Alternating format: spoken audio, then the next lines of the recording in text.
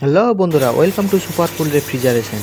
আজকে আমরা চলে এসেছি 16 টনের ডাইকিনের ডাক্টেবল টাইপ এসি। দেখুন এখানে মডেল নাম্বার দেওয়া আছে।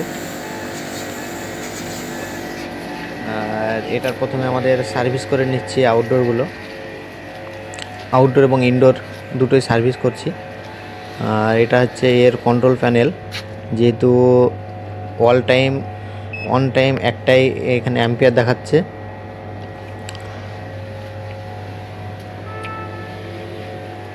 8 টনের দুটো কম্প্রেসার আছে, একটা আউটডোরে কম্বাইন কম্প্রেসার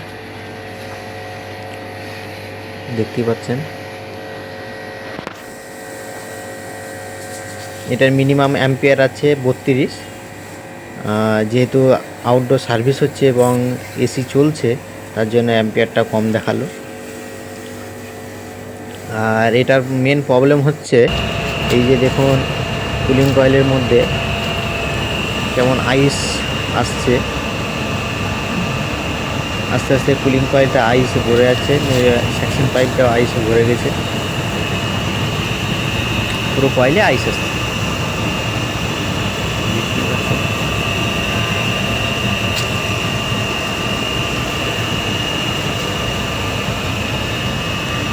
এটার কী প্রবলেমের জন্য কয়েলে আইস আসছে, এটা কমেন্ট করে অবশ্যই জানাবেন।